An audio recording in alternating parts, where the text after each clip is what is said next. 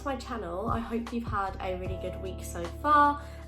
Today's video is basically going to be on how I edit my pictures and just kind of like tips on how I get content, what apps I use, like lighting, and just like things for beginners really. There are definitely some things you can use that will help you take your pictures, and also like apps you can use that just save a lot of time or like help you out a lot when you are taking content. So if I sound a little bit bunged up, I'm actually recovering from a cold, so I sound a little bit like nasally, so don't mind that. I'm gonna actually start off with my most asked question. So a lot of people ask me which tripod I use, and the one I use is this one. It's called, I don't know why I didn't collapse this before. Get all these legs to stop falling out. This is the one I use, so it's by this brand here. I think it is pronounced Newer. That is how I say it. I was really kindly bought this for my birthday by my sisters, and it's really good actually. I actually take a lot of my content myself, so I will quite often just like pack up all of my clothes in a bag and take my tripod with me.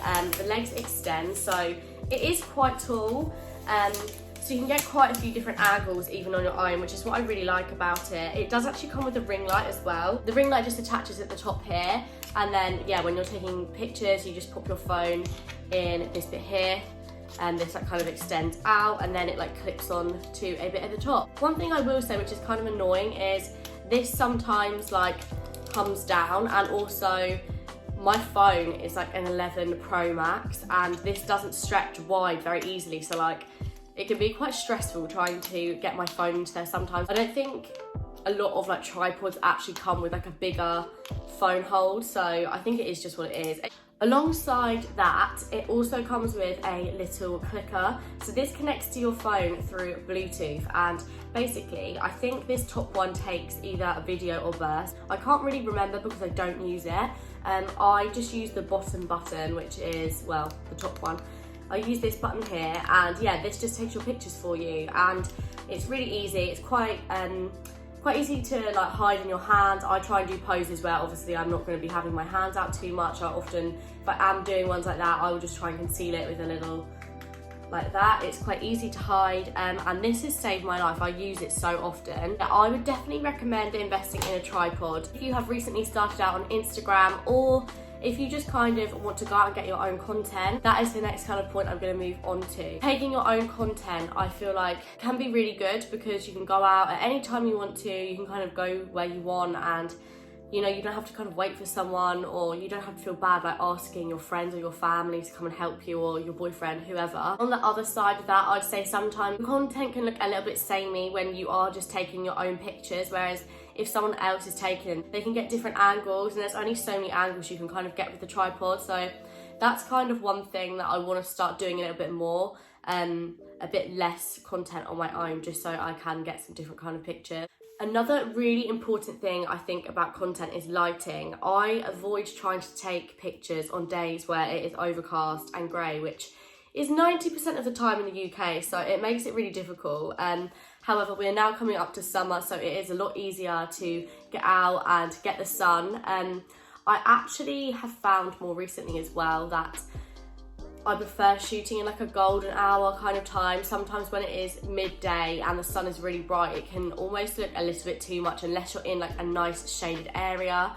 I mean, you don't want to be completely in the shade, but you don't want the sunlight beaming on your face either, if that makes sense. So yeah, lighting is so key, and I would say wherever you can, try and get the best lighting possible. I know some people swear by these little lights. I can't remember the name of them now, but I will leave them down below. They do make the quality of your pictures look absolutely insane, but for my Instagram, that's not kind of the vibe I go for. I try to use a bit more like natural light, but they do make you look unreal, those lights.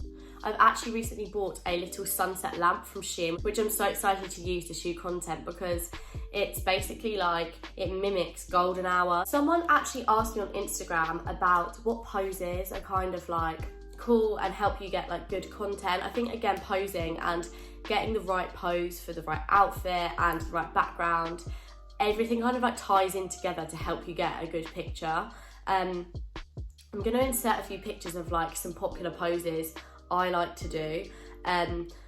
It's always good, I think, to switch it up, and again, this is something I've looked at my Instagram recently, and where I have just been taking my content myself, I've not really had anyone to be like, oh, why don't you try this, or like, why don't you do this? So that's again another reason why I would really like someone to help me come and shoot my content. It's also like doing what you're comfortable with as well. I've seen posts on Instagram that I'm like, oh my god, that looks so cool, but when I've tried them and I take the picture, like, it's just not a vibe. So go with what you feel comfortable with. So another question I was asked is, what apps do I use? And I actually use a variety of apps. My most common I use are Facetune, Snapseed, Lightroom.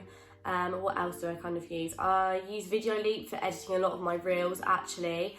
Really good one for IGTVs or little videos you might want to put on Instagram.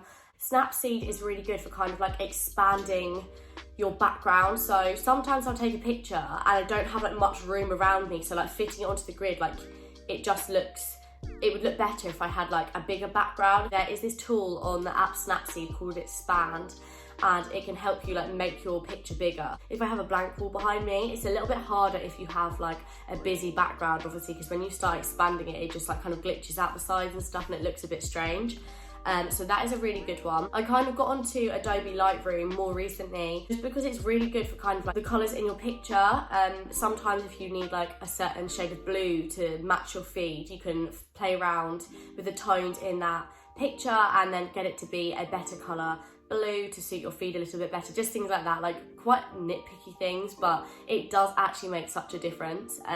You can change pictures to be like warmer or colder, and again, like, it really does make a difference to your feed. It makes it look nice and coherent. So I think it's always important to pay attention to detail when it comes to your content. Someone asked how I edit my reels as well, and I actually do sometimes is I will go on my Instagram stories and I will use the effects on my Instagram stories, and you can get kind of cool little different like on film ones, things like that, and like, I don't know, grainy kind of things.